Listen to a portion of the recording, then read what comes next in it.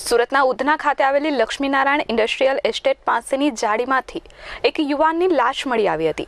પોલીસે આ મામલે હત્યાનો ગુનો નોંધી તપાસ શરૂ કરી હતી, જેમાં પોલીસે તપાસ કરતા મૃતક ડિંડોલી સંતોષીનગરમાં રહેતો અરુણ લક્ષ્મણ પવાર હોવાનું બહાર આવ્યું હતું। સુરતમાં ગુરુવારે સવારે ઉધના બીઆરસી લક્ષ્મીનારાયણ ઇન્ડસ્ટ્રીઝના ખુલ્લા પ્લોટમાં 30 વર્ષના યુવાનની લાશ મળી આવી હતી। લાશનું પોસ્ટમોર્ટમ કરાવતા તેનું ગળું દબાવીને હત્યા કરવામાં આવી હોવાનું બહાર આવતા ઉધના પોલીસે હત્યાનો ગુનો નોંધી તપાસ શરૂ કરી હતી, પરંતુ મરનાર યુવક કોણ છે તે દિશામાં પહેલા પોલીસે તપાસ શરૂ કરી હતી, જેમાં હાથ પરથી ટેટુ મળી આવ્યું હતું, તેમજ વિવિધ રીતે પોલીસે તપાસ શરૂ કરી હતી। મરનાર યુવક ડિંડોલી સંતોષીનગરમાં રહેતો અરુણ લક્ષ્મણ પવાર હોવાનું બહાર આવ્યું હતું।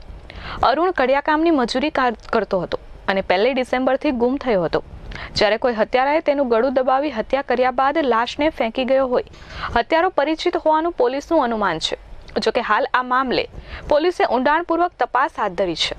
એ લાશ 3/12/2020ના રોજ મળી આવી અને એમને હોસ્પિટલ લઈ ગયા ત્યારે એમાં પીએમમાં એવું આવ્યું કે 48 થી 72 કલાક પહેલાં આમની મરણ થયેલ હોવાનું જણાઈ આવેલ છે। તેમજ પીએમમાં એમ કે લાશ ફૂલી ગયેલ હતી, બાહ્ય ઈજાના નિશાન ન હતા, છતાં પીએમ કરાવતા ગળાના ભાગે પ્રેશર આપવાથી મોત થયેલ હોવાનું ડૉક્ટરોએ જણાવતા અમોએ એને મર્ડર દાખલ કરેલ અને જ્યારે આ ગુનો દાખલ કરવાનો સમય આવ્યો ત્યાં સુધી એમની લાશ ઓળખાયેલ નહોતી, એટલે સરકાર તરફે ગુનો દાખલ કરેલ છે। બાદમાં એના પર ટેટુ હતા, તેમજ સીસીટીવીના આધારે અને પબ્લિકનો સહકાર મેળવી તપાસ કરતાં એ મરણ જનારનું નામ અરુણ ઉર્ફે ભૈયા લક્ષ્મણ પવાર હોવાનું માલુમ પડી આવેલ છે અને એમની ઉંમર 25 વર્ષ છે અને સંતોષનગર ઝુંપડપટ્ટી ડિંડોલીમાં રહેતો હોવાનું જણાઈ આવેલ છે।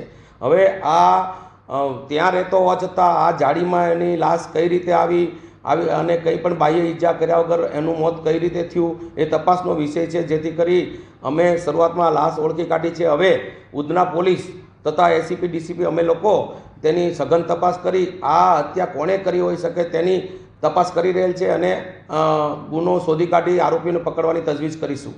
મયુર ઠક્કર, S24 ન્યૂઝ, સુરત।